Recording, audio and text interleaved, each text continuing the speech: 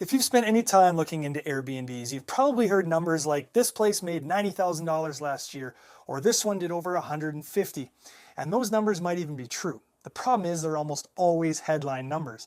And headline revenue on its own tells you almost nothing about whether an Airbnb actually makes sense. So in this video, I want to walk through the real math behind Airbnbs in Canmore, not promotional assumptions, not worst case scenarios, just how the numbers actually work once reality shows up. Let's ground this in a realistic example. Say you own a professionally managed 2-bedroom condo in a short-term rental building in Canmore. Nothing extreme, not the top penthouse, but not a tired, dated unit either. Based on real management forecasts and actual market data, a unit like this might generate somewhere in the neighborhood of $110,000 a year in gross revenue, depending on seasonality, occupancy, and how well the unit is positioned. Now let's talk about what it actually costs to operate. And this is the most important distinction to understand. Gross revenue versus net revenue. Gross revenue is the top line number. It's what the property brings in before anything is paid. Net revenue is what's left after management, utilities, condo fees, maintenance, and all the unglamorous but unavoidable expenses. And that gap is much larger than most buyers expect. And that doesn't mean the numbers don't work. It just means that the top line number is never the full story. Let's break down this using numbers that actually reflect the Canmore market. Professional short-term rental management in Canmore is closer to 25% gross revenue on average. So if a property generates $100,000 in gross revenue, roughly $25,000 goes towards management. That covers guest communication, pricing, bookings, cleaning coordination, linens, issue resolution, and day-to-day operations. Someone is actively running a hospitality business on your behalf. Then you have fixed operating costs, utilities, internet, cable.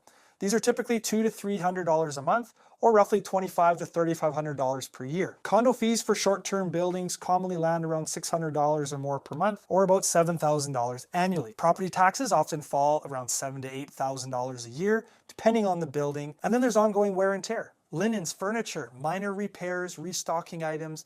Budgeting $1,000 to $2,000 annually is pretty realistic. All in, it's common for non-mortgage operating costs to land in the $45,000 to $50,000 range. So let's do some simple math. $100,000 in gross revenue minus $25,000 for management, another $20,000 for operating costs, typically leaves you around $50,000 to $60,000 before mortgage costs, depending on the year. And here's where perspective matters.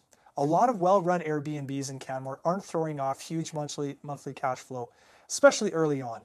And that doesn't automatically mean something's wrong. Running at break even or near break even with everything operating smooth is actually a very strong position. Bookings are being handled, guests are being managed, cleanings happen without you being involved at all. And that lack of stress is hard to put a dollar value on. For many owners, the return isn't just financial, it's knowing the property isn't bleeding cash. It isn't demanding constant attention or anxiety every time the phone rings. Break even doesn't mean stagnant, it means stable. Now before we move on, there's one quick math question that comes up constantly. All else being equal, a 2-bedroom short-term rental in Canmore will typically earn about $60 to $80 more per night than a 1-bedroom.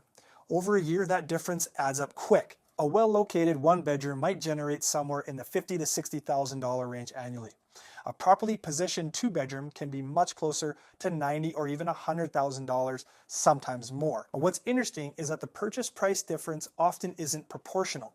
You might buy a 1-bedroom for around $650,000 and a comparable 2-bedroom around $750,000 to $800,000. So roughly 30% more in purchase price, but potentially significantly more in revenue.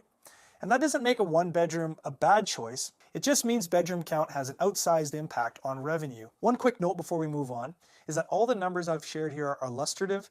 Every building, every unit, and every management setup in Canmore is slightly different. Over the years, I've worked with a range of different property managers with different fee structures and different buildings where the numbers behave very differently. And so part of the value of working with someone local is understanding where those variations exist and where they don't, so that expectations are set properly right from the start. This is where Canmore differs from pure cash flow markets. You're not just buying income, you're buying into a constrained market with limited land, strict zoning, and long-term demand. And a big part of that demand comes from something people often overlook. You can't own short-term rentals in Banff, Lake Louise, or anywhere else inside the national park in the same way you can in Canmore. Those markets are heavily restricted, they're tightly controlled, and they're closed to private short-term rental ownership. Canmore, by contrast, functions as the hub for servicing tourism demand for the entire Bow Valley. People stay in Canmore while they go and ski in Banff, hike Lake Louise, and visit the national park. That dynamic isn't seasonal and it isn't new, it's structural. So when people talk about long-term demand in Canmore, it's not just about lifestyle or views, it's about geography, policy, and where visitors are actually allowed to stay. Some buyers prioritize monthly income, others are comfortable with thinner margins in exchange for appreciation, personal use, and long-term stability in a market like this. Neither approach is right or wrong. The mistake is not being clear about which one you're pursuing. So in the next video, we're going to talk about the rules and risks buyers tend to underestimate and why those rules change over time. Because understanding the math is important, but understanding the risk is what keeps people out of trouble.